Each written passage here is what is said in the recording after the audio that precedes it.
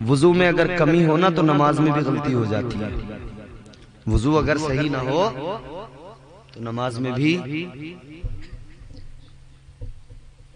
اور یہاں تک ہے کہ اگر مقتدی کا وضو ٹھیک نہیں ہے تو امام سے بھی غلطی ہو سکتی ہے. اگر مقتدی کا وضو نماز میں ٹھیک نہیں ہے تو اس صورت میں امام سے بھی بھول غلطی نماز میں ہو سکتی ہے. مگر اگر امام سے ہو جائے نا ذرا سی تو سارے مقتدی ارے یار ان سے امام صاحب سے تو آئے دن یہی ہے کہ کبھی ایک رکعت کم کر دیں کبھی ایک رکعت زیادہ کر دیں, ان سے غلطیاں بہت ہو رہی ہیں. ارے بھائی انسان ہو جاتا ہے کبھی کبھی نا, اور ہو سکتا ہے کسی مقتدی کی وجہ سے ہو رہا ہو.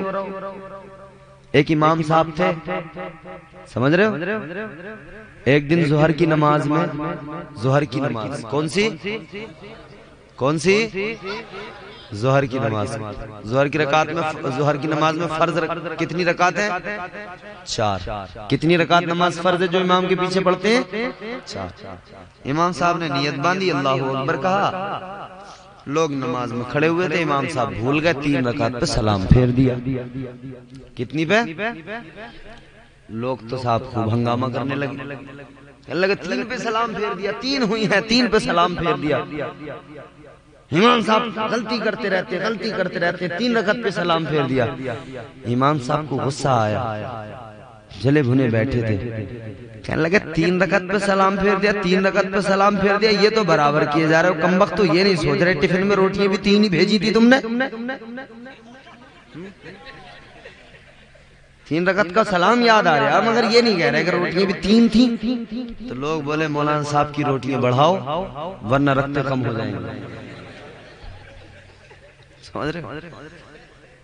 تو میرے عزیزو اپنا وضو بھی دیکھا کریں کہ وضو درست ہے یا نہیں. پھر وضو کیا انہوں نے, پھر مصلی بچھا دیا, پھر نیت کی, پھر اللہ اکبر کہا, پھر ہاتھ باندھ لیے, اللہ اکبر کبیرہ. پھر سے انہوں نے نماز شروع کر دی, صلاۃ الحاجات, حاجت والی نماز پڑھ رہے. تیسری مرتبہ پھر نماز پڑھی ہے, اور نماز پڑھنے کے بعد میں جیسے نماز مکمل کیے, سلام پھیرا, دعا کی ہے, بیوی کو پھر آواز لگائی, اے میری شریک حیات بتاؤ کیا کوئی انتظام ہوا؟ بیوی کہنے لگی, اے میرے شوہر نامدار, اے میرے سر کے تاج, اپنے گھر کے اندر جو چکی رکھی ہوئی ہے اس چکی کے چلنے کی آواز آ رہی ہے, تو کہا چلو چل کر دیکھتے ہیں. میاں بھی گئے, بیوی بھی گئی, دونوں میاں بیوی چکی کے قریب گئے. جا کر دیکھا, حیران ہو گئے. کیا دیکھا؟ چکی چل رہی ہے اور چکی سے آٹا نکل رہا ہے.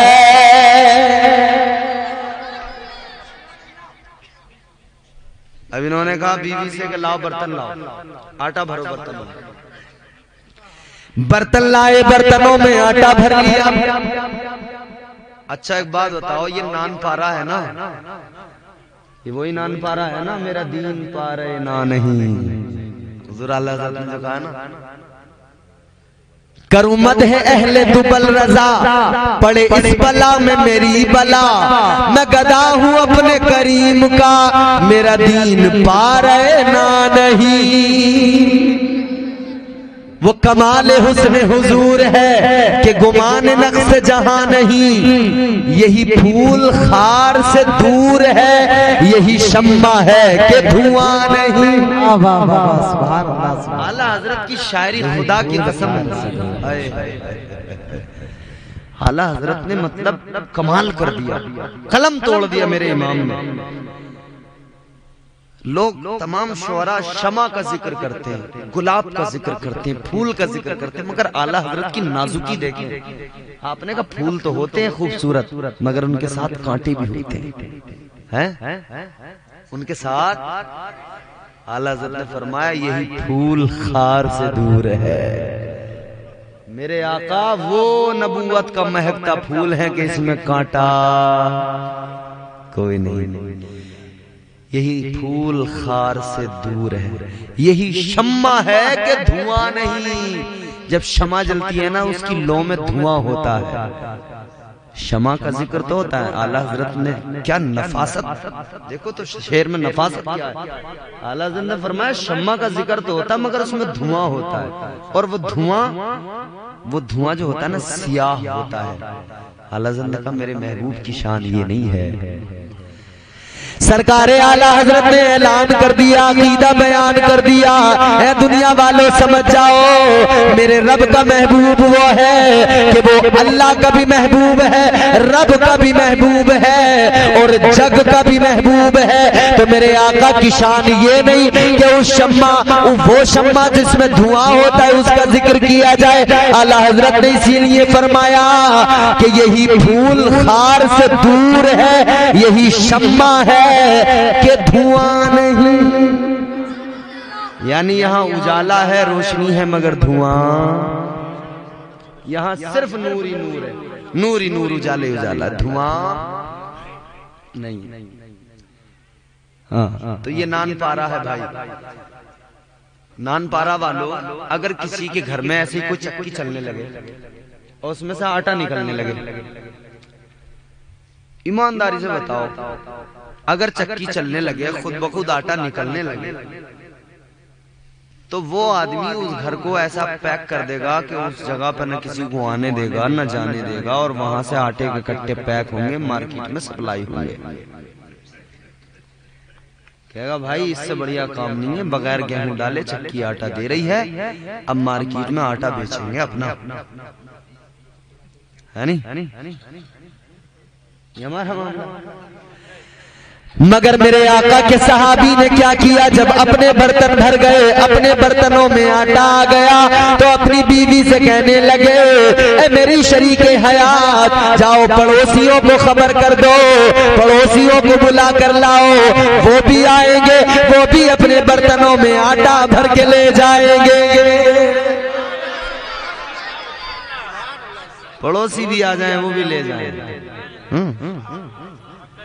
پڑوسی بھی آ گئے، اپنے اپنے برتنوں میں آٹا بھر کے لے گئے، پڑوسی بھی لے گئے. اب جب پڑوسی بھی چلے گئے تو میرے عزیزوں جب پیٹ بھر جاتا ہے تو آدمی کو بریانی بھی اچھی نہیں لگتی، پھر مرغا بھی اچھا. اگر پیٹ خالی ہو بھوک لگی ہو تو چٹنی سے کھلا دو، مزے سے کھائے گا، اور پیٹ بھرا ہو تو اچھے بھلے قورمے کے اندر بھی نمک تیز بتائے گا. بڑھیا قورمہ رکھا ہو مگر پیٹ بھرا ہوا ہو، کھائے گا تو مگر اس میں نمک ذرا تیز ہو گیا، بولے اس نے ذرا مرچیں تھوڑی اس میں زیادہ کر دی. پھر آدمی یہ کرتا جب پیٹ بھر جاتا ہے. برتن اپنے بھی بھر گئے، پڑوسیوں کے بھی بھر گئے، تو سوچا اب کیا کریں. تو صحابی اپنی بیوی سے کہنے لگے بیگم ایک بات سمجھ میں نہیں آ رہی ہے، چکی چل رہی ہے، آٹا نکل رہا ہے، مگر یہ پتہ نہیں لگ رہا اس میں اناج کہاں سے آ رہا ہے. تو انہوں نے کہا بات تو آپ کی صحیح ہے، چکی بھی چل رہی ہے، آٹا بھی نکل رہا، مگر پتہ نہیں اناج کہاں سے آ رہا. تو کہنے لگے چلو کھول کے دیکھتے ہیں، اسے پتھر ہٹا کے دیکھتے ہیں اس میں اناج کہاں سے آ رہا ہے. میاں بیوی نے مل کر پتھر ہٹایا، دیکھا کچھ بھی نظر نہیں آیا. جیسے واپس پتھر رکھا، چکی نے چلنا بند کر دیا، آٹا نکلنا بند ہو گیا. یہ آقا کی بارگاہ میں گئے صحابی اور جا کر آقا کو سارا معاملہ سنا دیا. میرے آقا نے فرمایا اے میرے صحابی اگر تو اس چکی کے پتھر کو نہ اٹھاتا تو یاد رکھ لے قیامت تک اس چکی سے آٹا نکلتا رہتا اور قیامت تک میری امت اس آٹے کو کھاتی رہتی. تو راستہ حضور نے کون سا دیا؟ رزق میں کمی آئے تو اللہ کی بارگاہ میں نیت کر کے کھڑے ہو جاؤ، نماز پڑھو، پھر دعا مانگو، اللہ روزی دے گا. اور یہی طریقہ تو بزرگوں نے سکھایا نا، اولیاء کرام نے بھی یہی طریقہ سکھایا، یہی معاملات انہوں نے سکھائے. اے لوگوں آج اللہ اللہ والے کی بارگاہ میں آئے ہو بس اتنا پیغام میرا سینے کی تختی پہ لکھ کے لے کے جاؤ۔ اللہ والوں نے ساری زندگیاں دین کی خدمت میں لگا دی، دین کی خدمت میں گزار دی، انہوں نے عبادت اور ریاضت میں گزار دی زندگیاں، کئی سو سال کئی سال بیٹھ کر خلوت میں انہوں نے خلوت میں عبادتیں کی ہیں، تنہائی میں عبادتیں کی ہیں، کئی سال جنگلوں میں گزار دیے۔ اے لوگوں آج بھی جو جنگلوں میں مزارات نظر آتے ہیں، بزرگ ہر جگہ پہ نظر آتے ہیں، آج بھی بزرگوں کے آستانے مرجع خلائق بنے ہوئے ہیں۔ خدا را مزاروں پہ جایا کرو، تو مزاروں پہ جانے کے بعد میں مزاروں پہ جا کر ان بزرگ کی زندگی سے کچھ سیکھ کے آیا کرو، ان کی زندگی سے کچھ سبق لیا کرو۔ اللہ والوں کی زندگیاں ہمیں سبق دیتی ہیں کہ ہم سارے لوگ اللہ کے صحیح معنوں میں فرما بردار بندے بن جائیں۔ یعنی جو اللہ کے ولی ہیں، سچے ولی، وہ نہیں وہ جھوٹے جھوٹے جنہوں نے لوگوں نے خود ہی بنا لیے، گڑھ لیے، ایسے بھی ہیں بھائی، ایسے بھی جھوٹے بہت ہیں۔ ایک بات میں آپ کو بتاؤں، میں نے ایسے بھی مزار دیکھے، خدا کی قسم کے شرم آ گئی، حیا آ گئی۔ مولانا میرا صاحب ایک مزار ہم نے دیکھا، کیا نام تھا بتاؤں نام؟ بولو بھائی۔ تو ہم نے پوچھا کہ کس کا مزار ہے، لوگوں نے بتایا سٹے شاہ بابا کا مزار ہے۔ کس کا؟ توبہ توبہ توبہ استغفر اللہ۔ میں نے کہا بھئی یہ کیسے سٹے شاہ بابا؟ سٹا سٹورے وہ نمبر والے، سمجھ نہیں رہے ہو کیا؟ اگر سٹے والے بابا کا مزار ہے، میں نے کہا کیا مطلب؟ کہنے لگے سٹے کا نمبر بہت بڑھیا بتاتے تھے۔ ابھی میں نے کہا جاہلو، سٹے کا نمبر بتاتا تھا تو تم نے مزار بنا دیا اس کا؟ بولے ہاں۔ میں نے کہا آتا کون ہے یہاں؟ بولے سب سٹورے آتے ہیں۔ میں نے پھر بولے یہاں 2 گھنٹے سوتے ہیں، خواب میں انہیں سٹے کا نمبر مل جاتا۔ بہت بڑھیا بھائی، خواب میں سٹے کا نمبر مل جاتا، ایسے تو جائے۔ یہ بھی سٹورے جو یہ قوم ہے نا، بڑی الگ قوم ہے، یہ جہاں بھی ہوں انہیں اسی فراق میں رہتے ہیں، سٹے کا نمبر ان کے دماغ میں کوئی رہتا، ہر وقت ان کے دماغ میں سٹے کا نمبر ہی چل رہا ہوتا۔ برباد ہو گئے، تباہ ہو گئے، کچھ نہیں بچا، سب جھونک دیا، مگر پھر بھی دماغ میں سٹا۔ ایک گاؤں کے اندر امام صاحب بڑی فکر میں لگ گئے کہ یار سارا گاؤں سٹا کھیلنے لگا، کوئی تو طریقہ ہو کہ انہیں سمجھایا جائے۔ امام بیچارہ پھر بھی ترس آتا امام کو قوم پہ، کہہ رہے یار انہیں سدھارو بھائی سدھارو۔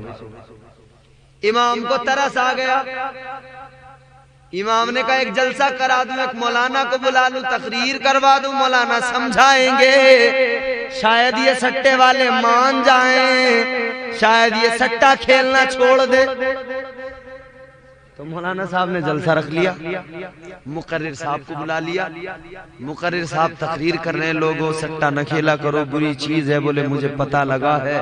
اب وہ بتا رہے ہیں مولانا تقریر میں مقرر صاحب بتا رہے ہیں، کیا کہہ رہے ہیں؟ مقرر صاحب نے کہا دیکھو بھائیو، سٹا نہ کھیلا کرو، یہ جوا ہے، جوا حرام ہے، شیطان کا کام ہے۔ حضرت کہنے لگے، مولانا صاحب کہنے لگے مجھے پتہ لگا ہے اس گاؤں کے اندر 99% لوگ سٹا کھیلتے ہیں، تو سارے جتنے سٹورے بیٹھے تھے کہنے لگے چلو بھائی کام ہو گیا، صبح کو نمبر 99 لگے گا۔ مولانا نے بتا دیا،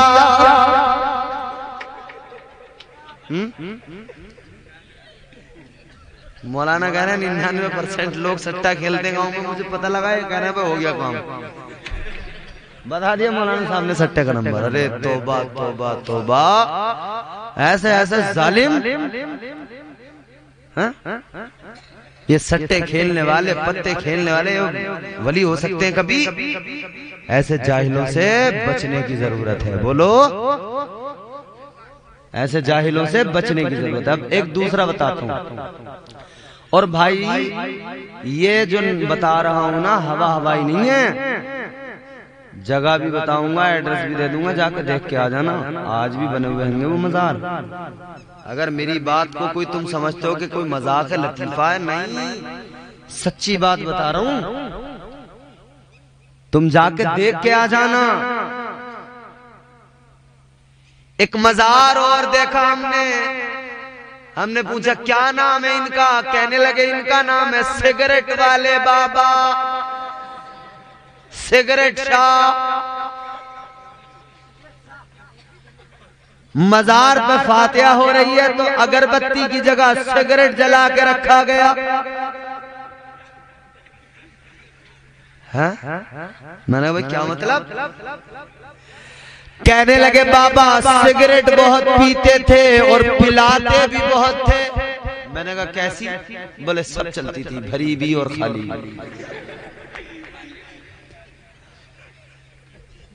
سب چلتی تھی، بولے یہاں تو دربار تھا بابا۔ بولے جو بھی آتا بابا سگریٹ پلاتے، جو بھی آتا سگریٹ پلاتے۔ میں نے کہا پھر؟ بولے پھر کیا، ہم نے بنا دیا مزار۔ اب بولے جب تک ان کا مزار ہے تب تک ہمارا کاروبار ہے، سگریٹ جلتی رہے گی اور ہماری فیملی پلتی رہے گی۔ میں نے کہا بہت بڑھیا۔ تو یہ بھی آج کل بہت بڑی خرابی ہے، سمجھ رہے ہو؟ یہ ایسے ویسے الٹے سیدھے جو پیر بنا لیے، جعلی پیر، فرضی پیر، الٹے سیدھے بے وجہ کے پیر، نہ کوئی پیر ہے نہ کچھ ہے، پیر نہیں، پیر سے بھی بدتر۔ ایسے لوگوں کو اہمیت بالکل نہ دو۔ جب بھی دل مچلتا ہو، جب بھی کسی اللہ والے کو دیکھنے کے لیے دل بے قرار ہوتا ہو، زیادہ دور نہیں ہے بہرائچ، چلے جانا غازی کے آستانے پہ، چلے جانا، اللہ کی قسم غازی کے آستانے پہ جاؤ گے دل کو سکون ملے گا، آنکھوں کو ٹھنڈک ملے گی، اور پھر پتہ لگے گا کہ اللہ والے کا مزار بھی اللہ کا پتہ بتا دیتا ہے۔ اور یہ جو سید سالار مسعود غازی رحمت اللہ علیہ کا آستانہ ہے میاں، بہرائچ والو، ادھر تم بہرائچ کے قریب ہو، ادھر ہم سنبھل سے تعلق رکھتے ہیں، حضرت کا تعلق سنبھل سے بھی اتنا ہی مضبوط ہے، کیونکہ یہاں پر جو آئے ہیں سنبھل سے ہوتے ہوئے آئے ہیں۔ ایک راجہ ہوتا تھا چوہان، کوئی راجہ تھا پرتھوی راج غالباً، وہاں پہ آپ نے جنگ کی، فتح حاصل کی، اور وہاں پر پوری ایک تاریخ ہے، وہاں پہ آج بھی ان کی یاد میں نیزہ ایک تہوار ہوتا ہے، حالانکہ اس کی شکل کیا ہے میں اس پر بات نہیں کر رہا، لیکن ایک تہوار ہے نیزہ، اور اس کا نام نیزہ کیوں رکھا گیا؟ سوت ندی کے کنارے پہلے جب جنگیں ہوتی تھی تو جنگوں میں جو یہ تمام لشکر جاتے تھے، فوجی دستے، تو سب سے پہلے ان کی کوشش ہوتی تھی کہ پانی پہ قبضہ ہمارا ہو جائے، تو ہمارے یہاں سوت ندی ہے سنبھل میں، حضرت نے سوت ندی کے کنارے پہ خیمے لگائے، اپنا نیزہ یوں زمین میں گاڑ دیا، فرمایا یہیں پہ ہمارا قیام ہوگا، یہیں پہ خیمے لگیں گے۔ حضرت نے ادھر نیزہ سوت ندی کے کنارے پہ گاڑ دیا۔ سنی مسلمانوں نے کہا حضور جہاں تم نے نیزہ گاڑ دیا ہے آپ کی یاد میں ہم اسے تہوار بنا رہے ہیں۔ بہرحال ان کی یاد میں آج تک وہ، حالانکہ ان کی یاد میں وہ جو تہوار ہوتا ہے اس دن سب لوگ اپنے اپنے گھروں میں سید سالار مسعود غازی رحمت اللہ علیہ کی فاتحہ اور نظر و نیاز کا اہتمام کرتے ہیں۔ اب میں اس کی شکل پہ بات نہیں کرنا کہ وہ کس شکل میں ہو رہا ہے، لیکن میں یہ کہہ رہا ہوں کہ حضرت کا سنبھل سے تعلق بڑا مضبوط ہے۔ حضرت نے سنبھل میں جب قدم رکھا تو کفر کے ایوان میں لرزہ پیدا ہو گیا۔ حضرت سید سالار مسعود غازی رحمت اللہ علیہ اللہ اکبر سنبل کی سرزمین پہ قدم رکھا ہے تو باطل کے ایوانوں میں زلزلہ پیدا ہو گیا. باطل کے ایوانوں میں یہ باطل جو بیٹھے ہوئے کرسیوں پہ تھے اقتدار کی, سب کے سب لرزہ برندام ہو گئے, گھبرا گئے. اللہ والوں کی یہی تو شان ہوتی ہے, جدھر بھی نکل جاتے ہیں ادھر میدان خالی ہو جاتے ہیں. بڑے بڑے سورما ان کے سامنے ٹکتے نہیں ہیں, ان کے سامنے ٹھہرتے نہیں ہیں. یہ سید سالار مسعود غازی کا مقام ہے. وہاں سے فتوحات حاصل کرتے ہوئے بہرائچ تک کا سفر کیا ہے, اور بہرائچ میں آستانہ ہے. بہرائچ میں آپ کا آستانہ مرجع خلائق بنا ہوا ہے. اے بہرائچ کے رہنے والوں خوش نصیب ہو, ہمیں اگر یاد آئے گی ہم وہاں سے چل کے آئیں گے, اور تمہیں تو اللہ نے اتنا عظیم ولی تمہارے آنگن میں عطا کر دیا ہے. تو ہمیں جھوٹوں کے پاس جانے کی ضرورت, ہمارے لیے اللہ نے جو سچے ولی عطا کیے ہیں نا وہی کافی ہے. ولیوں سے رشتہ مضبوط رکھو, ولیوں سے محبت کرو. اللہ نے قرآن میں ولیوں کی عظمتوں کا اعلان کیا ہے, اور حضور نے حدیث میں فرما دیا کہ اولیاء کرام کی محبت جو دلوں میں ڈالتا ہے تو وہ اللہ ڈالتا ہے. سمجھ رہے ہو؟ اچھا ہی بتاؤ, پورے گاؤں میں تمہارے, یہ تو گاؤں نہیں ہے نانپارا, پورے نانپارا بہرائچ اور اطراف میں مجھے ایک بات بتاؤ, کوئی آدمی ایسا ہے جو یہ بتا دے کہ میں نے حضور غوث اعظم کو دیکھا ہے؟ وہ کب کے بزرگ ہیں, ہم اب ہیں, اور وہ بغداد میں, ہم ہندوستان میں. تو بھائی کسی نے دیکھا ہے؟ نہیں دیکھا. اچھا جی ایک بات بتاؤ, 11ویں تو سب مناتے ہیں کہ نہیں؟ ارے تم شرما رہے ہو کیا؟ شرم آتی ہے تمہیں؟ جو طور ہے دنیا کا اسی طور سے بولو, جو طور ہے دنیا کا اسی طور سے بولو. بہروں کا علاقہ ہے ذرا زور سے بولو. ڈر رہے ہو تم تو؟ 11ویں سب مناتے ہیں. اچھا میں اگر تم سے پوچھوں غوث اعظم تمہارے رشتہ دار تھے؟ بتاؤ. ہمارے کسی کے رشتہ دار تھے حضور غوث اعظم؟ ہم ان کے خاندان والے ہیں. کیا تعلق ہے ہمارا ان سے, ہم کیوں کر رہے ہیں 11ویں؟ رشتہ دار ہمارے نہیں, ہم ان کے خاندان میں نہیں, ان کی اولاد میں نہیں, ان کی نسل میں نہیں. ہم سوچ لیں وہ کرے 11ویں جو ان کا رشتہ دار ہو, وہ کرے 11ویں جو ان کے خاندان میں, ان کی نسل میں ہو, ان کی نسلیں کریں 11ویں. ہم کیوں کریں؟ کیوں کرتے ہیں ہم اس لیے کرتے ہیں کہ اللہ جنہیں پسند کر لیتا ہے ساری کائنات پھر ان کے در دولت پہ جاتی ہے اور ان سے فیض حاصل کرتی ہے. اللہ نے ان کو پسند کر لیا, تو اب اللہ کی پسند ہمیں اتنی پسند ہے کہ اللہ نے غوث اعظم کو پسند کیا ہے, تو ہم جب تک زندہ رہیں گے غوث اعظم سے محبت کرتے رہیں گے. اس لیے کہ جب رب پسند کرتا ہے تو رب اعلان بھی کر دیتا ہے. اللہ جبرائیل کو بلاتا, جبرائیل میں اپنے فلاں بندے سے محبت کرتا ہوں, جبرائیل تم بھی اس سے محبت کرو. آسمانی دنیا میں بھی اعلان کر دو, آسمانی دنیا میں رہنے والی تمام مخلوق میرے اس بندے سے محبت کرنے لگے, پیار کرے. اور جبرائیل زمین والوں کے دلوں میں میرے اس بندے کی محبت کو ڈال دو. ثم یودع له القبول فی الارض, میرے اس بندے کی محبت زمین والوں کے دلوں میں ڈال دو. تو غوث اعظم کی محبت ہمارے دل میں اللہ نے ڈالی ہے, غریب نواز کی محبت ہمارے دل میں اللہ نے ڈالی ہے, ہمارے دل میں صابر پاک کی محبت اللہ نے ڈالی ہے, ہمارے دل میں محبوب الہی کی محبت اللہ نے ڈالی ہے, ہمارے دل میں مخدوم کچھوچا کی محبت اللہ نے ڈالی ہے, ہمارے دل میں شاہ برکت اللہ میاں مہر عربی کی محبت ہمارے دل میں اللہ نے ڈالی ہے, ہمارے دل میں اعلیٰ حضرت کی محبت اللہ نے ڈالی ہے, ہمارے دل میں دیوا کے وارث, ہم سنیوں کے وارث کی محبت, حضرت وارث کی وہ محبت ہمارے دل میں اللہ نے ڈالی ہے, حضرت شاہ بدیع الدین زندہ شاہ مدار رحمت اللہ علیہ کی محبت محبت ہمارے دل میں اللہ نے ڈالی ہے، داتا علی ہجویری کی محبت دلوں میں ہمارے اللہ نے ڈالی ہے، ہمارے دلوں میں بغداد والے پیر، پیروں کے پیر سرکار غوث اعظم کی محبت اللہ نے ڈالی ہے۔ تو پھر یہ محبت جب اللہ دلوں میں ڈال رہا ہے تو کسی ملا کی اوقات نہیں ہے کہ دلوں سے اس محبت کو نکال سکے۔ کوئی نکال سکتا ہے؟ تو ہم اسی لیے کہتے ہیں ولی کے قرب سے قرب حضور ملتا ہے، ولی کے قرب سے قرب حضور ملتا ہے، ولی کے عشق کا بدلہ ضرور ملتا ہے۔ ولی کے قرب سے قرب حضور ملتا ہے، ولی کے قرب سے قرب حضور ملتا ہے، ولی کے عشق کا بدلہ ضرور ملتا ہے۔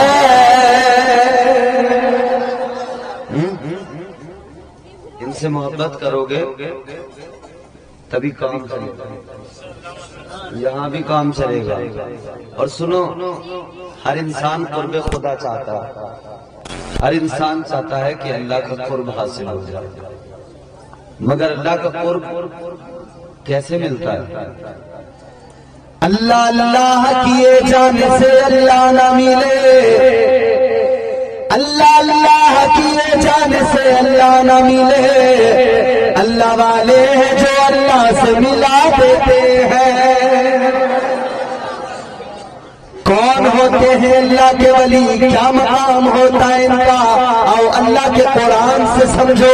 اللہ تبارک و تعالیٰ نے قرآن مجید میں اعلان کر دیا، ولیوں کا مقام بیان کیا، اللہ کے قرآن نے ولیوں کی صفات بیان کی، اللہ نے قرآن میں اعلان کر دیا، اللہ نے فرما دیا والذین یبیتون لربہم سجدا وقیاما۔ اللہ تبارک و تعالیٰ نے ولیوں کی صفات بتائی، ولیوں کا مقام بیان کیا، اللہ نے قرآن میں فرما دیا ولی وہ ہوتے ہیں جو راتوں کو جاگ کر اللہ کی عبادت کیا کرتے ہیں، جو راتوں کو سجدے کیا کرتے ہیں، راتوں کو جاگ کر اللہ کی بارگاہ میں سر جھکا دیا کرتے ہیں، وہ اللہ کے ولی ہوتے ہیں۔ جو راتوں کو جاگ کر قیام کیا کرتے ہیں، اے لوگوں اللہ کے ولیوں کی شان سمجھو، اللہ کے ولیوں کا مقام پہچانو، کیا شان ہوتی ہے۔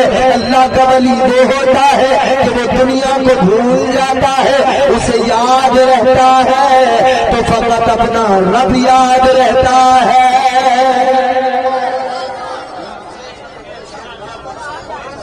اور کچھ یاد نہیں رہتا، یاد رہتا ہے تو صرف اللہ، اللہ یاد رہتا ہے۔ اب سنیں، اللہ یاد رہتا ہے، ہمارے دل میں دنیا ہے، ہم دنیا دار لوگ ہیں، ہمیں ہر وقت بس یہی ہے کہ ہمارا یہ کام ہو جائے، وہ کام ہو جائے، پراپرٹی بن جائے، جائیداد، مکان اچھا بنا لیں، پلاٹ خرید لیں، یہاں پہ پراپرٹی، وہاں پہ پراپرٹی، دنیا ہی دنیا میں الجھے ہوئے۔ مگر اللہ والوں کی شان، ایک اللہ کے ولی ہے اور نام ہے ان کا حضرت بایزید بستامی رحمت اللہ علیہ، بہت بڑے بزرگ، بہت پائے کے بزرگ۔ کون بایزید بستامی؟ وہ حضرت بایزید بستامی جنہوں نے لوگوں کو جہالت کے دلدل سے نکالا، گناہوں کی تاریکی سے نکالا اور لا کر انہیں متقی بنا دیا، تقوی کا نور عطا کر دیا۔ غور کرو میرے عزیز، کون بایزید بستامی؟ جن کی بارگاہ میں شرابی آئے تو متقی بن کے گئے، شرابی آئے تو نمازی بن کے گئے، پارسا بن کے گئے۔ اللہ اکبر کبیرہ۔ وہ حضرت بایزید بستامی رحمت اللہ علیہ، آپ ایک غلام کو خرید کے لائے، غلام آپ نے خریدا، لا کر اپنے گھر پہ اس سے فرمایا یہ بتا تیرا نام کیا ہے؟ غلام نے کہا میرا نام اسلم ہے۔ کیا نام بتایا؟ زور سے بولو، اسلم۔ اتنا تو تقریر سننے میں حق ادا کر دو کہ جتنا لمبا سفر ہم نے کیا ہے تو ہمیں اس سفر کی جو ہے نا تھکاوٹ ہماری ختم ہو جائے، ہمیں لگے کہ ہاں بہت اچھا سنا۔ اسلم حضرت بایزید بستامی غلام خرید کے لئے فرمایا تمہارا ایک کام ہے، ایک ڈیوٹی ہے، کیا کرنا ہے حضور؟ کہ بس فجر کی نماز کے لیے وضو کرانا ہے۔ کیا کرنا ہے؟ فجر کی نماز کے لیے وضو کرانا ہے۔ کچھ لوگ جو فجر کی نماز پڑھتے ہوں گے، اللہ ماشاءاللہ گنے چنے لوگ ہیں، یعنی نمازوں سے بڑا دل کٹتا ہے، مسجد میں جانے کو دل نہیں کرتا۔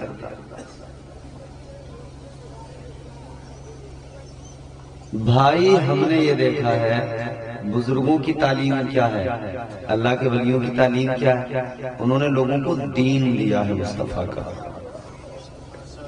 درگاہوں پہ لوگ دنا دن جا رہے ہیں، اچھی بات ہے، جائیں فیض حاصل کریں، کبھی مسجد میں تو جایا کریں۔ وہ سپر پاور اللہ، وہ اس کی بارگاہ ہے، اس رب کا گھر ہے۔ اللہ والوں نے عبادتیں کی ہیں، بندگی کی ہے، سجدے کیے ہیں، قیام کیے ہیں، مگر آج تو مسجدوں میں جانے والے نہیں۔ یاد رکھنا میرے عزیزوں، آج مسجدیں دیکھتی ہیں، مسجدیں ترستی ہیں، نمازی کہاں گئے؟ مسجدیں نمازیوں کو یاد کرتی رہتی ہیں، درگاہوں پہ جانے والے بزرگوں کا کردار بھول گئے، درگاہوں پہ جانے والے اللہ والوں کی زندگیاں بھول بیٹھے۔ انہوں نے کیا سکھایا، انہوں نے اپنی زندگیوں سے کیا دیا ہے، ان کی سیرت میں بھلا دیا، کیا یاد رکھا؟ درگاہوں پہ بیٹھ کر دھونے لگا لیے، درگاہوں پہ بیٹھ کر چرس پینے لگے، درگاہوں پر بیٹھ کر چلم پینے لگے۔ نانا میرے بھائی، درگاہوں پہ بیٹھ کر چلم نہ پیا کرو، درگاہوں پہ بیٹھ کر سلفا گانجا نہ پیا کرو۔ اللہ والوں نے گانجا پینا نہیں سکھایا، سلفا چرس پینا نہیں سکھایا، اللہ والوں نے سکھایا ہے تو یہ سکھایا ہے کہ بندہ نماز میں سر جھکائے، اللہ کے حضور سر جھکائے اور رب کے جلووں کو دیکھ لے۔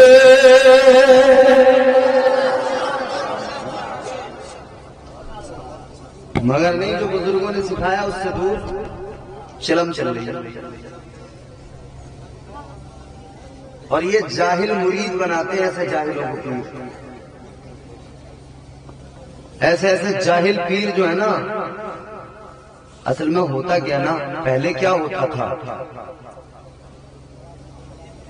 پیر مرید بناتے، یعنی پیر کے پاس میں پہنچا تو وہ کسی کو بھی اپنا مرید بناتے تھے۔ اب تو مرید پیر بنانے لگے، جسے چاہے اسے پیر بنا دیتے، یہ فلاں پیر صاحب، یہ فلاں پیر صاحب، یہ فلاں پیر صاحب۔ ارے بھائی تماشا کیا بنا دیا یار۔ اچھا جن کا عرس ہے کیا نام ہے ان کا؟ صاحب حاجی سید احمد حسین شاہ رحمت اللہ علیہ۔ پوری دنیا میں بزرگوں کے آستان ہیں، مگر علماء سے معذرت چاہتے ہوئے ایک بات عرض کرتا ہوں،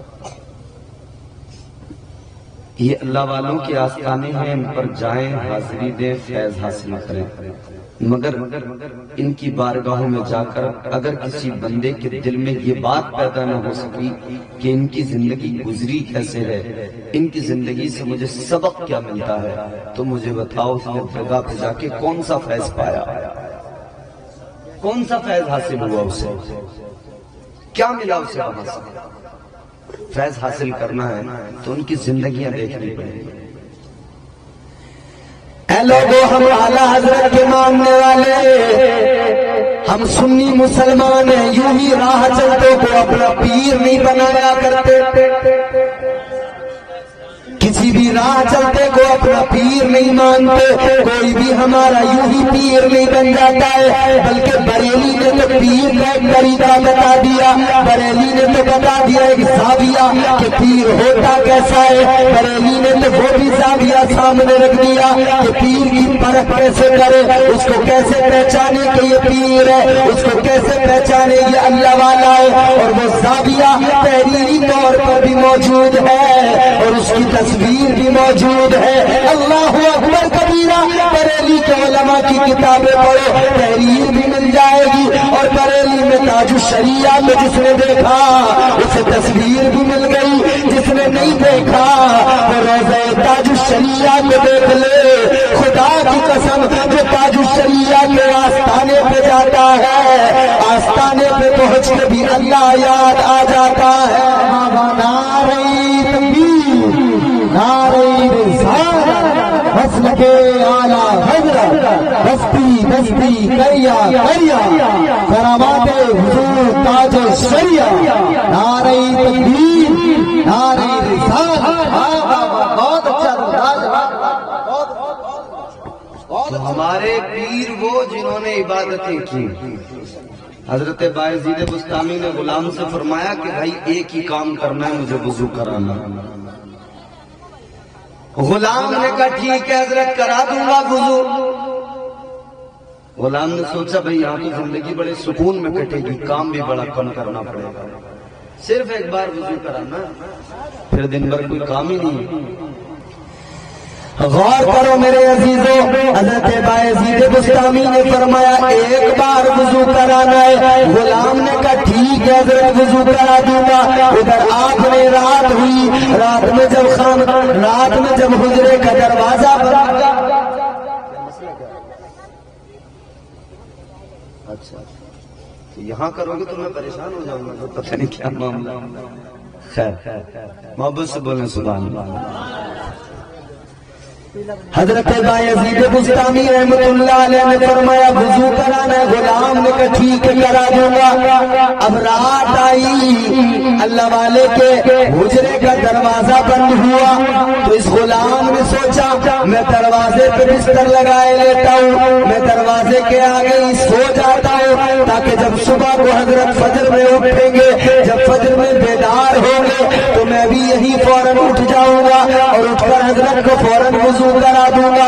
اللہ اکبر کبیرہ۔ اب جب رات کو اس نے بستر لگایا اور وہ دروازے پہ حضرت کے سونے لگا، ادھر وہ لیٹا ہے بستر پہ، ادھر اس کے کانوں میں آواز آئی ہے اندر سے اللہ کے ولی نے، اندر حجرہ تو بند ہو گیا مگر اللہ کا ولی ساری رات اللہ کا ذکر کر رہا تھا۔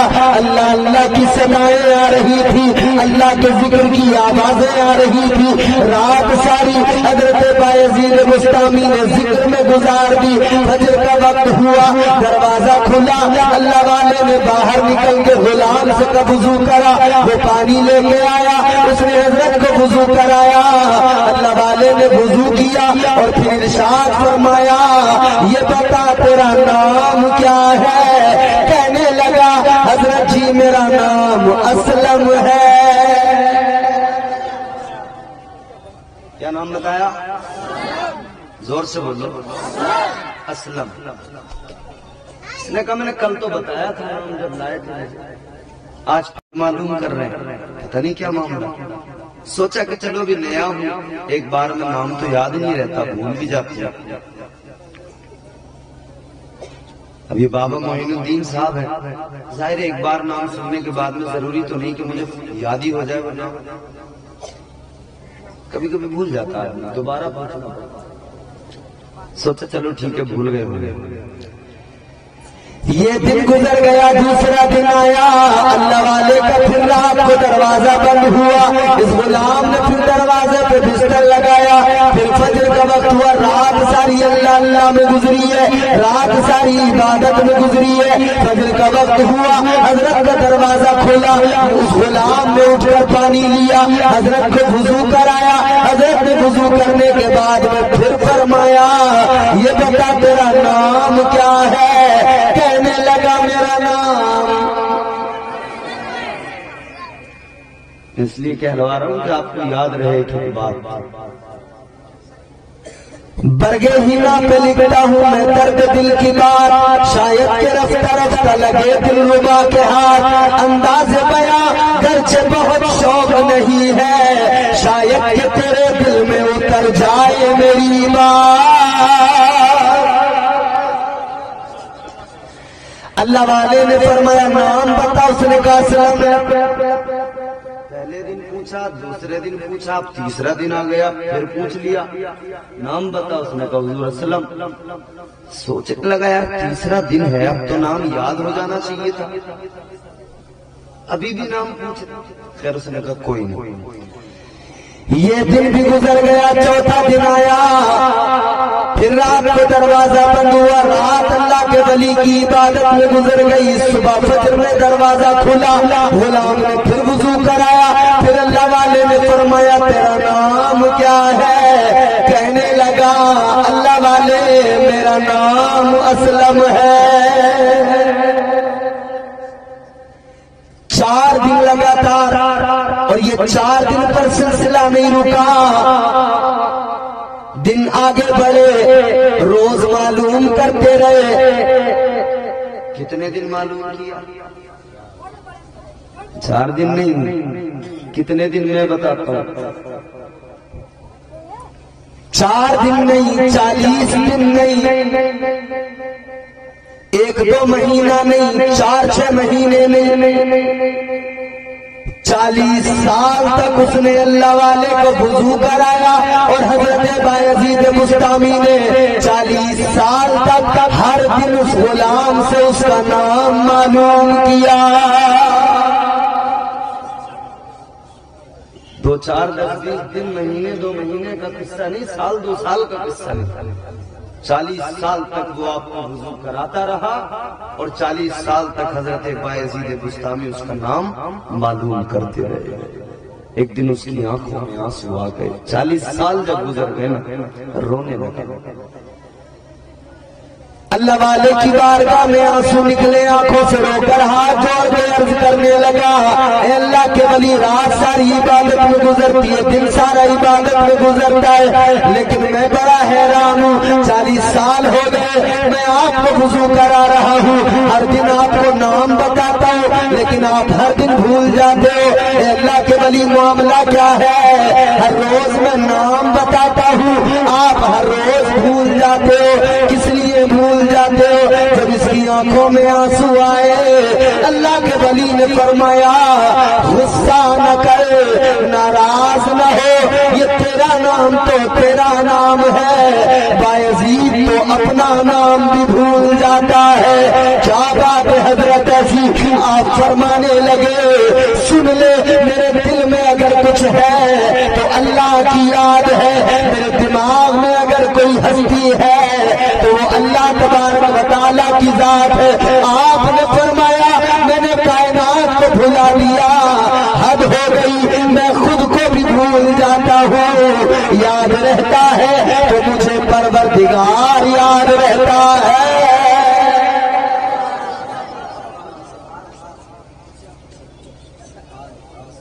آپ نے فرمایا مجھے بس اللہ یاد رہتا ہے، کچھ یاد نہیں رہتا، بس اللہ یاد رہتا ہے، تو ناراض نہ ہو، تیرا نام بھول گیا کوئی بات نہیں ہے، اس لیے بھول گیا کہ مجھے کچھ یاد ہی نہیں رہتا، یاد رہتا ہے تو صرف اللہ یاد رہتا ہے۔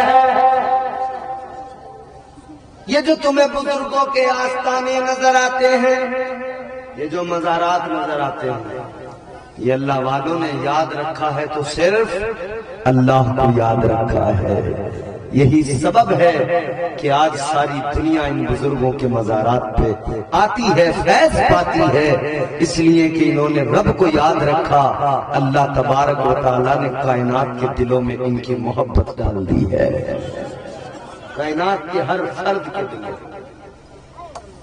اور سنو، یہ بارگاہیں وہ بارگاہیں ہیں، یہاں اچھے بھی آ جاتے ہیں، برے بھی آ جاتے ہیں، گنہگار بھی آتے ہیں، پارسا بھی آتے ہیں، اور مصطفیٰ کریم کے ان عاشقوں کی یہ ادا ہے، یہ عادت ہے کہ جو بھی آتا ہے وہ ان کے دربار میں آ کر فیض پاتا ہے۔ کیوں ہم نے تاریخ پڑھی ہے، اللہ والوں کی بارگاہ میں جو بھی آتا ہے فیض پاتا ہے۔ ہم نے بغداد کی تاریخ پڑھی ہے، سرکار غوث اعظم کی بارگاہ میں چور آتے ہیں تو ولی بن کے جاتے ہیں، آپ کی بارگاہ میں اگر چور آتے ہیں ابدال بن کے جاتے ہیں، گنہگار آتے ہیں تو وہ نیک بن کے جاتے ہیں۔ ارے حد ہو گئی میرے عزیزوں، کسی بھی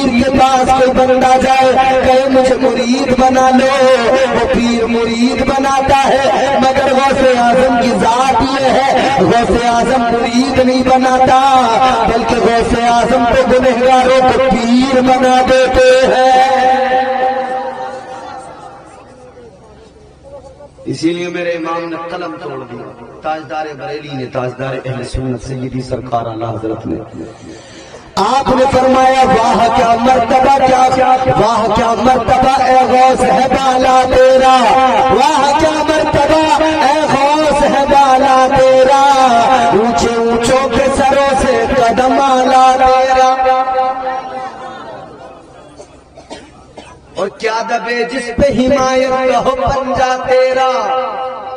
تھوڑا دور سے بھی لے آواز ہے، تھوڑی آواز بڑھا دو اس کی، بہت اچھا مائک ہے آپ کا۔ کیا دبے جس پہ حمایت کہو پنجا تیرا، کیا دبے جس پہ حمایت کہو پنجا تیرا، شیر کو خطرے میں لاتا نہیں کتا تیرا۔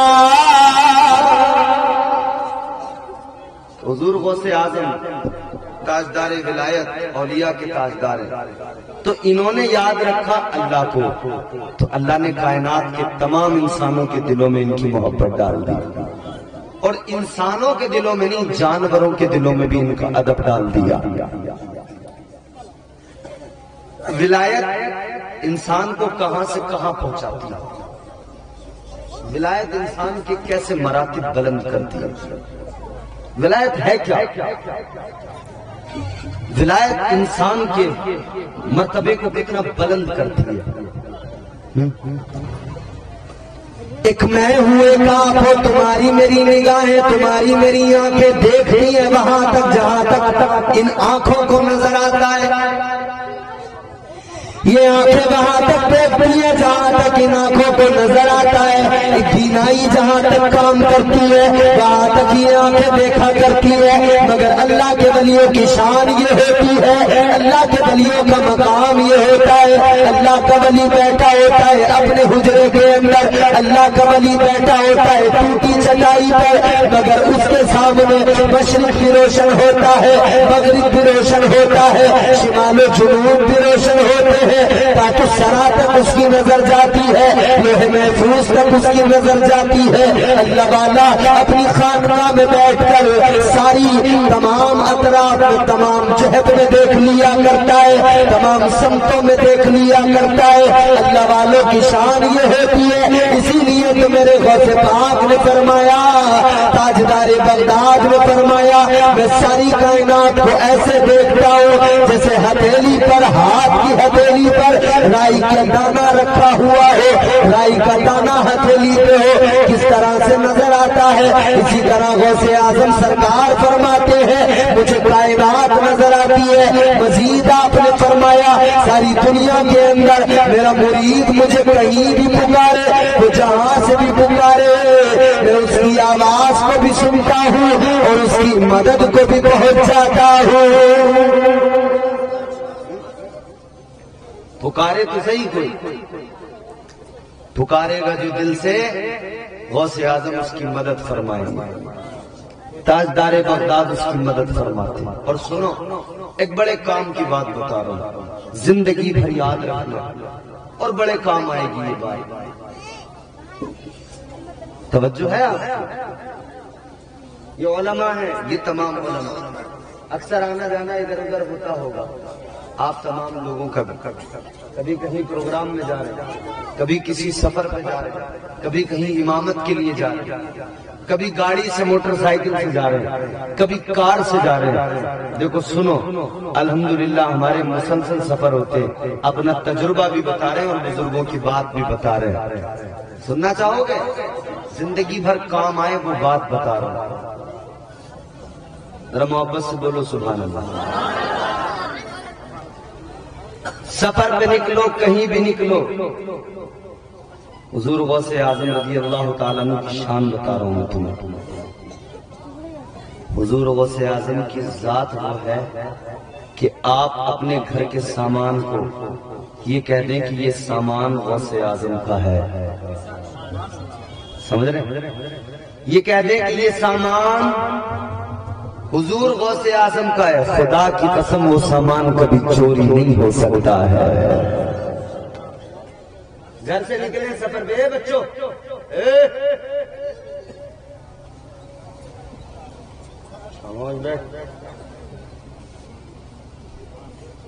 گھر سے نکلے ہو سفر پہ بائک پہ، حادثے ہو جاتے نا راستوں میں، ایکسیڈنٹ ہو جاتے، جوان ہم نے دیکھے ایکسیڈنٹ ہوا تو انتقال ہو گیا۔ کبھی بھی گھر سے نکلو، موٹر سائیکل سے نکلے ہو، کہہ دو یا شیخ عبد القادر جیلانی، اے حضور غوث اعظم یہ موٹر سائیکل آپ کی ہے، آپ کے کرم پہ چل رہی ہے، خدا کی قسم 1000 کلومیٹر کا سفر کر کے آ جانا، ایکسیڈنٹ سے اللہ محفوظ رکھے گا۔ یاد رکھنے والی باتیں بتا رہا ہوں میں آپ، گھر کے سامان پہ لکھ دو کہ یہ حضور غوث اعظم کا چوری نہیں ہو سکتا، محفوظ رہے گا۔ ہم سفر پہ نکلتے ہیں نا، اور اکثر طویل لمبے سفر ہوتے ہیں، کار سے بھی کبھی 500-600 کلومیٹر کا سفر ایک طرف سے بھی ہو جاتا ہے۔ ہم صرف اتنا ہی کہتے ہیں حضور غوث اعظم کی بارگاہ میں لو لگا کے، سرکار یہ گاڑی بھی آپ کی، یہ غلام بھی آپ کی۔ اللہ کا کرم میں سفر بہت کرتے ہیں، مگر آج تک اللہ نے ہر حادثے سے ہمیں محفوظ رکھا ہے۔ تو یہ بزرگوں کو اللہ نے شان عطا فرمایا، تو یہ انہیں مقام کیسے ملا؟ انہوں نے دنیا کو بھلا دیا، اللہ کو یاد رکھا۔ آج آدمی کہتا ہے صاحب دعا قبول نہیں ہو رہی، دعا رات دن گالیاں دے کر زبان گندی کر کے پھر آدمی کا دعا قبول نہیں ہو رہی، بھائی چغلیاں کر کے پھر آدمی کا دعا قبول نہیں ہو رہی، غیبتیں کر کے پھر آدمی کا دعا قبول نہیں ہو رہی، شراب پی کے پھر آدمی کا دعا قبول نہیں ہو رہی، چرس پی کے چرسیا کہے کہ دعا قبول نہیں ہو رہی، گنجیڑی کہے کہ دعا قبول نہیں ہو رہی۔ ارے دعا قبول گانجا پی کر دعا مانگنے سے نہیں ہوتی، شرابیں پی کر دعا قبول نہیں ہوتی، گالیاں دے کر دعا قبول نہیں ہوتی، کسی کی چغلی غیبت کر کے پھر دعا کوئی مانگے تو دعا قبول ایسے نہیں ہوتی۔ دعا قبول تو تب ہوتی ہے جب اللہ کے ذکر سے زبان کو پاک کر لیا جاتا ہے، پھر اللہ کی بارگاہ میں ہاتھ اٹھا کے دعا مانگی جاتی ہے۔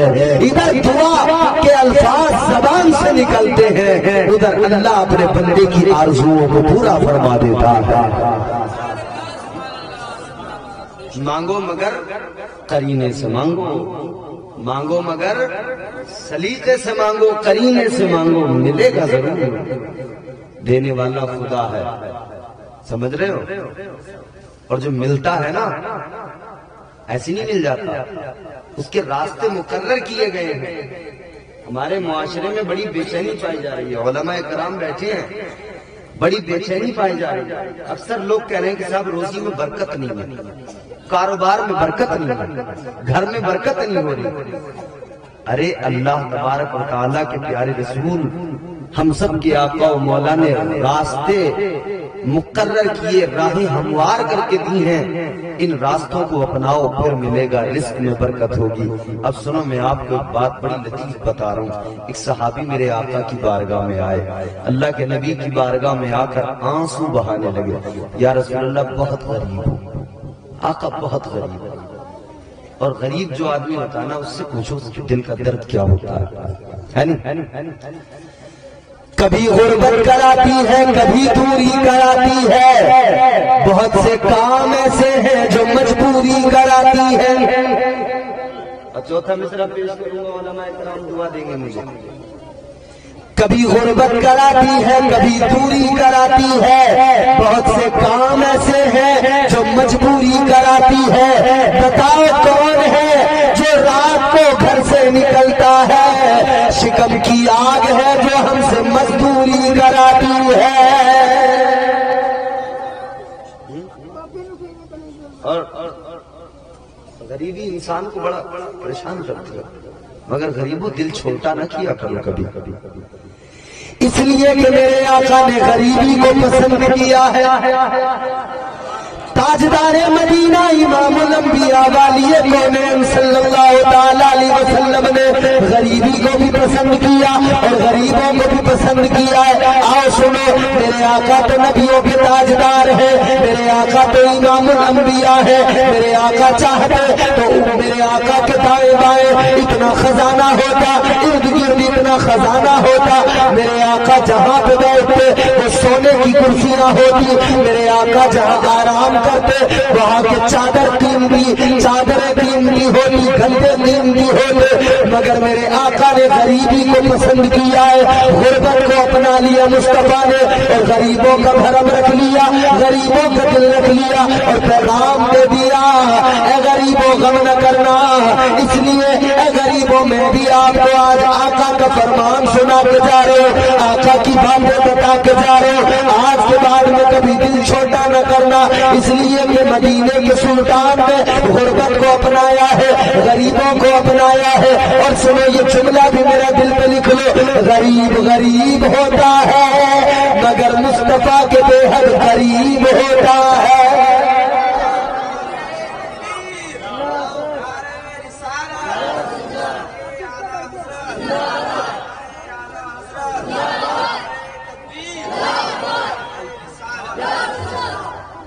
समझ रहे हो बात मेरी? भैया आप बताओ, आपकी समझ में आ रही है बात? माशाअल्लाह। गरीब गरीब होता है मगर आका के करीब होता है। कितना करीब होता है? ताजदार मदीना वाली कौनैन सल्लल्लाहु ताला अलैहि वसल्लम ने फरमाया, कल क़यामत का दिन होगा, नफ्सी नफ्सी का आलम होगा, जन्नती जन्नत में जा रहे होंगे, जहन्नमी जहन्नम में जा रहे होंगे। मगर सुनो मेरे अजीजों, उधर अमीर भी होंगे, उधर गरीब भी होंगे। जन्नत में अमीर भी जो है ईमानदार साहिब किरदार बामल वो भी जाएंगे और गरीब भी जाएंगे। मगर गरीब और अमीर का फर्क देखो क्या है। कल क़यामत का दिन होगा, अल्लाह के हुजूर कतारें लगी है, गरीब भी खड़े हैं, अमीर भी खड़े हैं। मेरे अजीजों सुनो, अल्लाह गरीबों से, अल्लाह अमीरों से उनका माल पूछेगा। अल्लाह फरमाएगा, बता कितना कमाया, कहाँ खर्च किया, कहाँ से कमाया, कहाँ पे खर्च किया। मेरे अजीजों सुनो, अल्लाह मालदारों से उनका माल पूछेगा मगर गरीबों से अल्लाह उनका हाल पूछेगा। इनके पास हिसाब देने को तो कुछ है ही नहीं, माल दौलत तो थी नहीं जिसका हिसाब देते रहे। जिसके पास है ज्यादा वो देगा हिसाब, कहाँ से आया था, कितना आया था, कैसे आया था, कैसे लाया था, कैसे खर्च किया था, कहाँ खर्च किया था, कहाँ लुटाया था। अब ये तो फैसला हो जाएगा ना, नबी के जलसे में लुटाया था या किसी ऐसी नाचने वाली महफिल में लुटा दिया था। हिसाब तो देना ना। जर्रा जर्रा हश्र में कांटे पे तोला जाएगा, जर्रा जर्रा हश्र में कांटे पे तोला जाएगा, किबरिया के सामने हरगिज़ न बोला जाएगा। एक एक चीज का हिसाब लेना तो कल क़यामत के दिन अल्लाह गरीबों से उनका हाल पूछेगा कि तुझे दुनिया में दौलत तो नहीं मिली, माल तो नहीं मिला, मगर बता जिंदगी कैसी गुजरी। वो कहेगा मौला माल नहीं था, दौलत नहीं थी, कुछ भी नहीं था, मगर मुझे तेरे करम पे भरोसा था। अल्लाह मुझे तेरी रहमत पे भरोसा था, तेरी अता पे भरोसा था। ऐ मौला मैंने हर हाल में तेरा शुक्र अदा किया है, हर हाल में सब्र किया है। अल्लाह फरमाएगा, ऐ मेरे गरीब बंदे तूने सब्र किया है, तूने शुक्र अदा किया है, खुश हो जा, ले मैं तुझे जन्नत का परवाना दे रहा हूँ। गरीब ने परवाने जन्नत लिया, जन्नत की तरफ चल पड़ा, और मालदार अभी हिसाब देने के चक्कर में रुका हुआ है। गरीब ये गया जन्नत में, आगे कितना फर्क है बताऊं, कितना आगे पीछे हैं दोनों। यहाँ तो सबसे पहले अमीर आगे जाता है, मालदार आगे।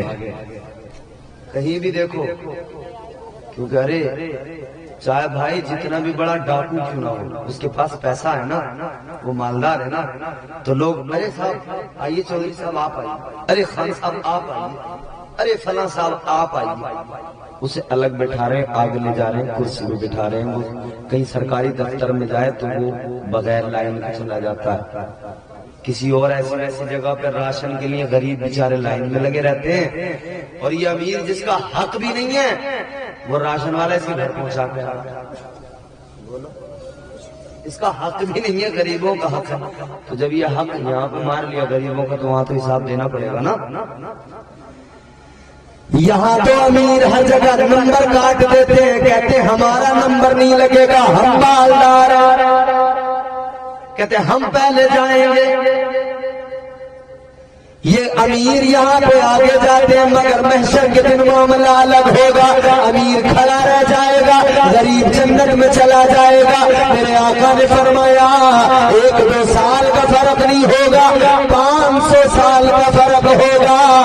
غریب 500 سال پہلے جنت میں چلا جائے گا اور امیر 500 سال بعد میں جنت میں جائے گا۔ غریب پہلے چلا جاتا ہے۔ اب کوئی غریب تو خوش ہو گئے بھائی، مزہ آ گیا ہمارے مطلب کی بات، مگر امیر سوچنے لگتا ہے ایسی بات سن کے کہ یار پھر ہمارا تو انہوں نے تمام الجھا کے رکھ دیا ہمیں، تو بھائی ہم مالدار کیا ہو گئے، ہمیں تو الجھا دیا کہ ہمیں یہ کرنا پڑے گا وہ کرنا پڑے گا، وہاں حساب یہ حساب نہیں، بنو نا مالدار۔ میں بتاتا ہوں کیسے مالدار بننا ہے تو سنو کیسے مالدار بنو، کوئی نمبر کوئی لائن نہیں لگے گی۔ اگر مالدار بننا چاہتے اے میری قوم کے لوگوں، حضرت عثمان غنی جیسا مالدار بنو۔ اگر مالدار بننا ہے اپنی ماں جیسے مالدار بنو، امت کی ماں جناب حضرت خدیجہ الکبریٰ کتنی مالدار ہے، کتنی مالدار ہے۔ سارے عرب کا خزانہ ایک طرف، سارے عرب کی دولت ایک طرف، اور اکیلی خدیجہ الکبریٰ کا خزانہ ایک طرف، ان کی دولت ایک طرف، سارے مکے والوں کی دولت کم ہے، اکیلی حضرت خدیجہ کی دولت سارے مکے کے امیروں سے زیادہ ہے۔ اتنی مالدار ہے، اتنی امیر ہے، مگر سنو جب آقا کی بارگاہ میں آ گئی، جب مصطفیٰ جان رحمت سے نکاح ہو گیا، مصطفیٰ جان رحمت کی بارگاہ میں آ کر حضرت سیدہ خدیجہ الکبریٰ نے پہلی رات ہے سارا مال لا کر رکھ دیا، ساری دولت لا کر رکھ دی، سارا خزانہ لا کے رکھ دیا۔ اب سنو ذرا میرے سنی بھائیو، کتنی دولت ہے، کتنا مال ہے، ادھر میرے آقا تشریف فرما ہے، ادھر جناب خدیجہ الکبریٰ ہے، بیچ میں مال کا ڈھیر لگا دیا گیا، سونا چاندی رکھ دیا گیا، اتنا اونچا ڈھیر لگ گیا کہ حضرت خدیجہ کو آقا نظر نہیں آ رہے تھے، مال کا ڈھیر اتنا اونچا ہے۔ حضرت خدیجہ نے سارا مال رکھ دیا اور کہنے لگی یا رسول اللہ، تاجدار مدینہ، والی کونین، یہ میری ساری دولت ہے، یہ میرا سارا خزانہ ہے، یا رسول اللہ آج میں نے آپ کے قدموں میں رکھ دیا ہے، آقا اسے قبول فرمائیے، میں آپ کو دے رہی ہوں، یا رسول اللہ اسے جہاں پہ خرچ کرنا ہے اپنی طبیعت سے خرچ کر دیجئے۔ حضرت خدیجہ نے پہلی رات کے اندر اپنی ساری دولت آقا کے قدموں پہ نچھاور کر دی ہے۔ آ رہی تکبیر، آ رہی رسالت، مسلک اعلیٰ حضرت عظمت خدیجہ الکبریٰ، سخاوت سیدہ الکبریٰ، آ رہی تکبیر، آ رہی رسالت۔ بہت اچھا، لاجواب۔ حضرت خدیجہ الکبریٰ نے ساری دولت، سارا مال، سارا خزانہ دے دیا، کہا حضور آپ کی قدموں پر قربان ہے، جو چاہو کرو۔ میرے حضور نے کیا کیا آقا نے؟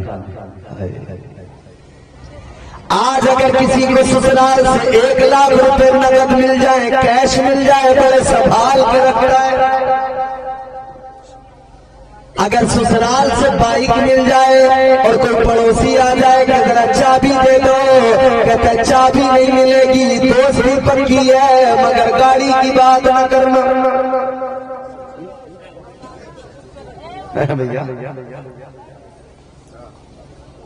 اور اگر مان لو آدمی دینا بھی چاہے تو بیگم صاحبہ نہیں دینے دیتی. بیگم صاحبہ ایسی جگہ رکھتی ہے چابی ملتی نہیں, کہتے ملی نہیں رہی ہے چابی, منع بھی نہیں کریں گے.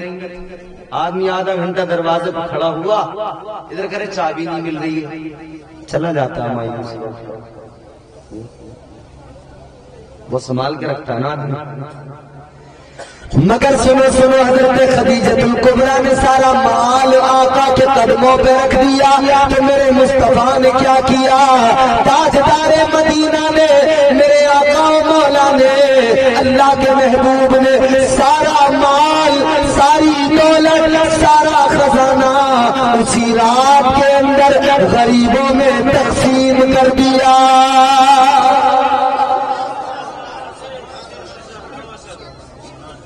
سارا صبح کا سورج بھی نہیں نکلنے دیا اسی رات میں غریب. دیکھو سخاوت اس کو کہتے ہیں. انبیاء میں حبیب خدا کون ہے؟ آپ ہیں یا نبی دوسرا کون ہے؟ مانگتا اس لیے ہوں کہ مختار ہو, کیونکہ دیتا ہے خدا, لٹاتے ہیں مصطفیٰ. بولو بھائی, ارے دیتے ہیں کہ نہیں دیتے ہیں؟ اس لیے کہ رب نے شان ہی یہ عطا فرمائی ہے. اللہ دیتا ہے, حضور لیتے ہیں اور غلاموں میں بانٹتے ہیں. وہ رب ہے اور یہ محبوب ہے. وہ اللہ کائنات کا مالک و مختار ہے, اس کا کام ہے دینا اور ان کا کام ہے لینا, اور ہم غلاموں کو دینا. وہ خدا ہے ہمارا, اس کی شان یہ ہے وہ غفور الرحیم ہے, اور آقا کی شان یہ ہے یہ رؤوف الرحیم ہے, وہ رب ذوالجلال ہے. میرے مصطفیٰ کی شان یہ وہ رب ذوالجلال ہے, اور میرا نبی آمنہ کا لال ہے.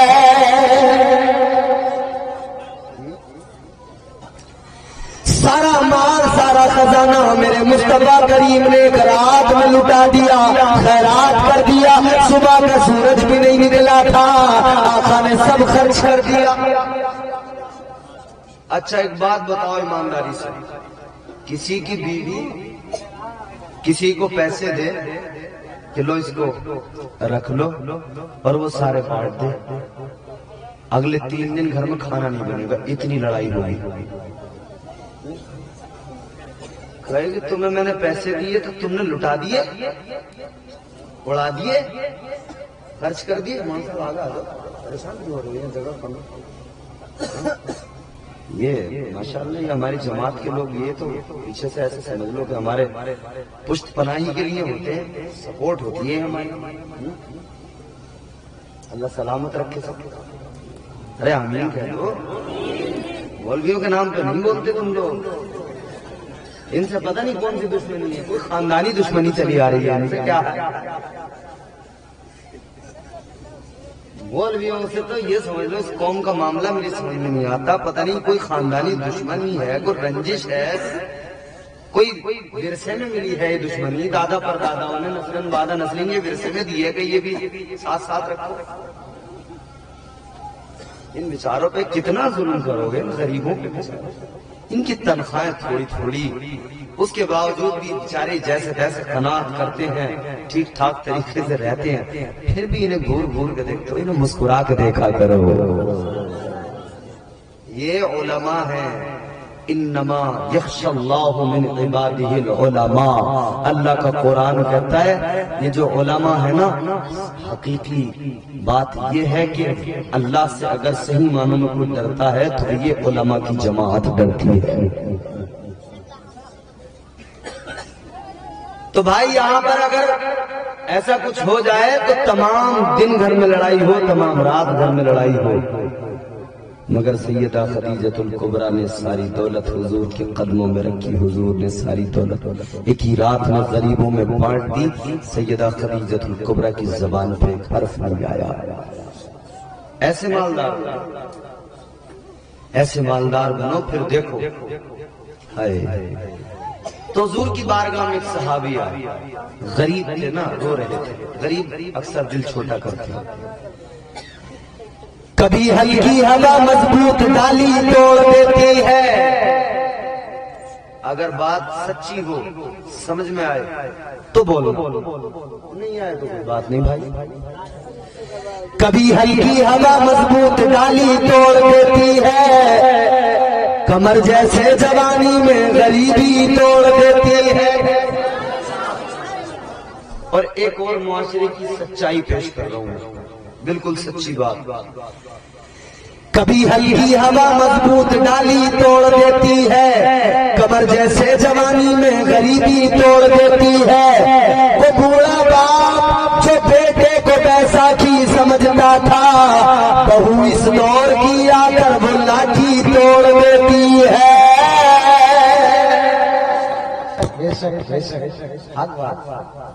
اے غریبوں، غریبی میں اتنا زیادہ ڈوب نہ جایا کرو، اتنا زیادہ غربت کی وجہ سے دل چھوٹا نہ کیا کرو. تمہیں تو اللہ کے نبی نے مجھے جافزہ سنا دیا.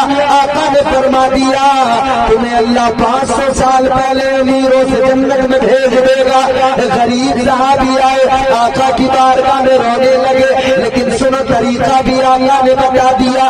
غربت کو دور کرنا ہے، رزق کو بڑھانا ہے، تو کون سا طریقہ ہے؟ طریقہ حضور نے بتایا. اگر غربت کی وجہ سے پریشان ہو تو سنو، ذرا توجہ سے دل لگا کے سنو اور مچل کر جھوم کے بولو سبحان اللہ. صحابی آئے، حضور بڑا پریشان ہوں، حضور غریب ہوں، کرم فرمائے. میرے آقا نے فرمایا کہ غریبی تمہارے حق میں بہتر ہے. کہنے لگا حضور کئی دن میں چولہا جلتا ہے، بہت پریشانی ہے. تو اللہ کے نبی نے فرمایا ٹھیک ہے، ایک کام کرو، گھر چلے جاؤ اور جا کے وضو کرنا. وضو کرنے کے بعد میں مصلی بچھانا اور 2 رکعت نماز پڑھنا. کتنی نماز پڑھنا؟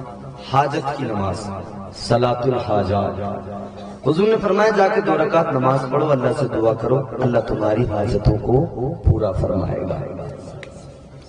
اب حضور نے طریقہ بتا دیا، حضور نے راستہ دے دیا، راستہ دکھا دیا کہ رزق چاہیے تو بھاگو مت، اللہ کے حضور سر جھکاؤ ذرا، پھر دیکھو کاروبار میں بھی برکت ہوگی. پریشانیاں ہیں، مصائب ہیں، پریشانیاں ہیں، تو دیکھو نا اللہ کے بارے میں سر جھکاؤ.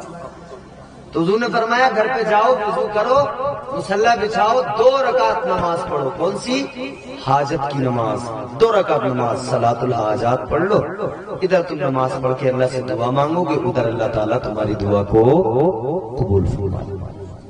صحابی چلے، گھر پہنچے، وضو کیا، مصلی بچھایا. مصلی بچھانے کے بعد میں نماز پڑھنا شروع کر دیا. اللہ اکبر کہہ کر نیت باندھی، نماز شروع ہو گئی. 2 رکعت نماز پڑھی ہے حاجت کی، بڑے اطمینان کے ساتھ میں پڑھی ہے. اب 2 رکعت جب مکمل ہوئی، سلام پھیرا، السلام علیکم ورحمۃ اللہ، السلام علیکم ورحمۃ اللہ. سلام پھیرنے کے بعد میں انہوں نے اپنی بیوی سے کہا اے میری شریک حیات، یہ بتاؤ نماز میں نے حاجت والی پڑھی ہے، یہ بتاؤ گھر میں کوئی تمہیں بدلاؤ محسوس ہوا ہے کیا؟ گھر میں کوئی رزق کا انتظام نظر آیا ہے کیا؟ کیا تم نے دیکھا ہے گھر میں کچھ بدلاؤ ہے؟ کوئی انتظام ہوا کہ نہیں ہے؟ کہنے لگی اے میرے شوہر نامدار، سب کچھ پہلے جیسا ہے، کچھ بھی بدلاؤ نہیں ہے، کوئی بھی تبدیلی نہیں ہے، کوئی بھی رزق کا انتظام نہیں ہوا ہے، کچھ نہیں ہوا ہے، جیسا پہلے تھا ویسا حال ابھی بھی ہے. انہوں نے کہا اچھا ایسی بات ہے. کہنے لگے شاید مجھے مانگنا نہیں آیا، ورنہ میرے آقا نے جو فرما دیا ہے وہ سچ ہے، حق ہے. زمین پھٹ سکتی ہے، آسمان کے ستارے ٹوٹ کر گر سکتے ہیں، مگر مصطفیٰ کا فرمان جھوٹا نہیں ہو سکتا ہے. کہنے لگے مجھ سے مانگنا نہیں، کوئی نہ کوئی کمی رہی. تو انہوں نے دوبارہ وضو کیا، دوبارہ وضو کر کے پھر دوبارہ سے مصلی بچھایا، پھر دوبارہ انہوں نے کہا شاید وضو میں کوئی کمی رہ گئی یا میری نماز میں کوئی کمی رہ گئی، دوبارہ وضو کیا، دوبارہ پھر مصلی پہ کھڑے ہوئے، پھر نیت کیا، اللہ اکبر کہہ کر نیت کر لی، ہاتھ باندھ لیے، نماز شروع، پھر 2 رکعت نماز پڑھی، حاجت کی نماز، 2 رکعت نماز پڑھنے کے بعد میں اللہ کی بارگاہ میں ہاتھ اٹھا کر دعا کی ہے، اور پھر بیوی سے پوچھا ہے اے شریک حیات بتاؤ کوئی انتظام ہوا کہ نہیں؟ بیوی کہنے لگی اے میرے شوہر ابھی تک کوئی بھی انتظام نہیں ہوا، کہنے لگے ابھی بھی مجھ سے مانگنا نہیں آیا۔ کئی بار ہم سے مانگنا بھی نہیں آتا ہے نہیں؟ بولو بھائی، کئی بار ہم سے مانگنا نہیں آتا، کئی بار لینا نہیں آتا، اور کئی بار دینا بھی نہیں آتا۔ کبھی کوئی یوں کاسا آگے کر دینا، کوئی ہاتھ اللہ کے نام پہ دے دو، تم یوں سکے اچھال کے بھی دیتے ہیں، ہے نا، پھینک کے بھی دیتے ہیں، نہ دیا کرو نا تو یہ پھینک کے اچھال کے دیا کرو، یہ تکبر کی علامت، یہ تکبر، گھمنڈ، غرور بہت غلط چیز ہے۔ تو کسی اور سے نہ ہارے گا، تو کسی اور سے نہ ہارے گا، تجھ کو تیرا غرور مارے گا۔ اخلاق کی دولت سے کبھی دور نہ ہونا، اخلاق کی دولت سے کبھی دور نہ ہونا، کونین بھی مل جائے تو مغرور نہ ہونا۔ اور یہ نقیب صاحب ہمارے بڑے اچھے شعر آپ کو سنا، میں نے 4 مصرع سنا، ان کے کام آئیں گے، اور آپ لوگ بھی سنے، آپ کے بہت کام آئیں گے۔ تکبر بری چیز ہے بھائی، کردار کی دولت بڑی دولت ہے۔ تمام علماء غمزدوں کے واسطے غمخوار ہونا چاہیے، زندگی جینے کا ایک معیار ہونا چاہیے۔ مال و دولت، شان و شوکت پاس چاہے کچھ نہ ہو، آدمی کو صاحب کردار ہونا چاہیے۔ اب اپنے اندر سادگی، سنجیدگی پیدا کرے اور کردار کی دولت لائے، کردار کی دولت بڑی دولت ہے، سمجھ رہے؟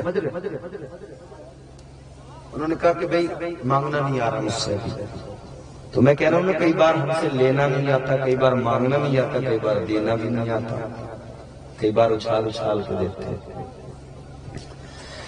اے میرے عزیزوں غور کرو، کبھی مانگنا نہیں آتا، کبھی لینا نہیں آتا، یہ کہنے لگے اللہ کے نبی کا فرمان جھوٹا نہیں ہو سکتا ہے، جو مصطفیٰ نے فرما دیا ہے وہ بالکل حق ہے۔ کہنے لگے نبی کا فرمان سچا اس لیے کہ نبی بھی سچا،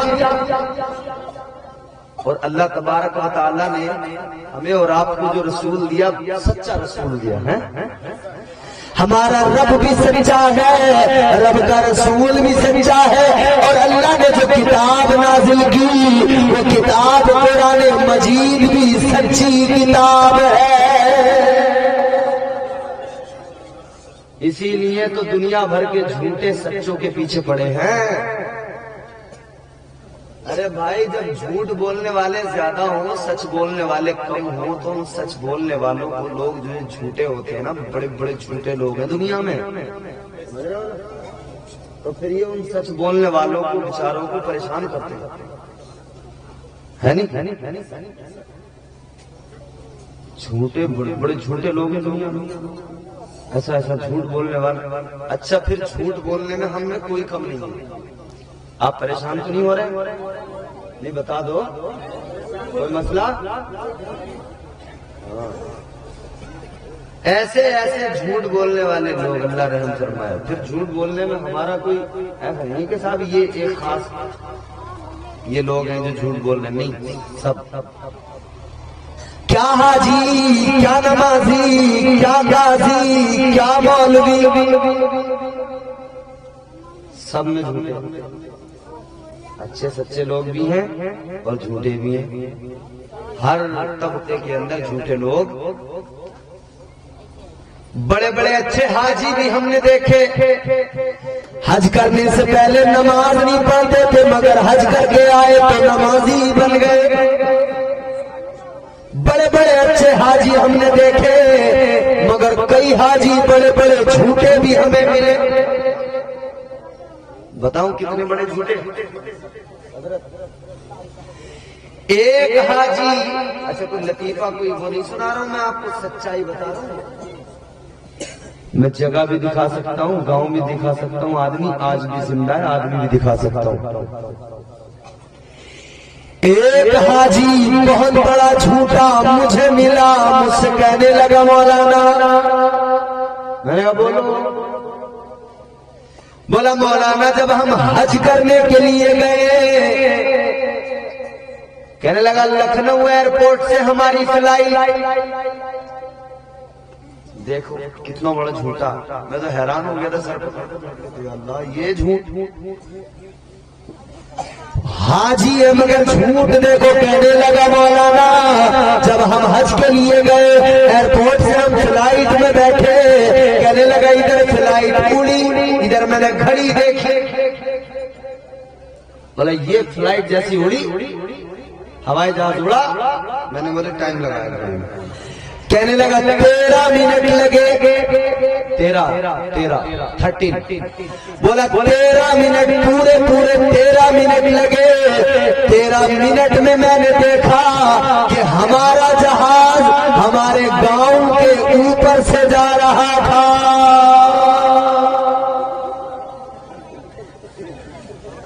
کیا بات ہے بھائی، واہ،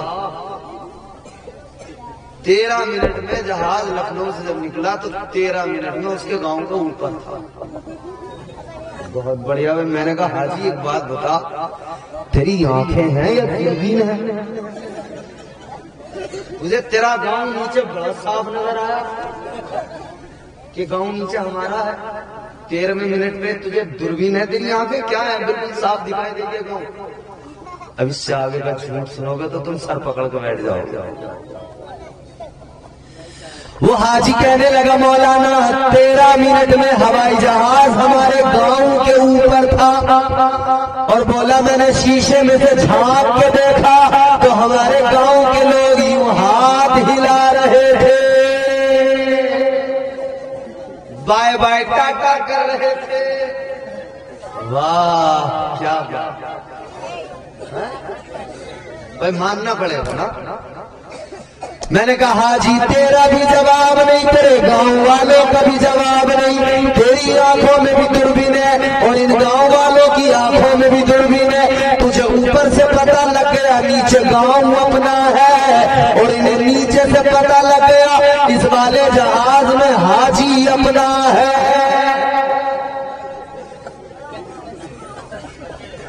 یار سوچو تو صحیح، مطلب ایسے جھوٹے لوگ رات دن جھوٹ بول رہے، رات دن جھوٹ، اللہ خیر فرمائے، بس جھوٹی سچی اسی میں لگے ہوئے، مگر اللہ نے ہمیں سچا رسول عطا فرمایا ہے۔ زور سے بولو، سچے نبی کے ماننے والے زور سے بولو۔ اور اسی لیے میرے امام نے، تاجدار بریلی نے کیا خوب کہا، سب سے اولا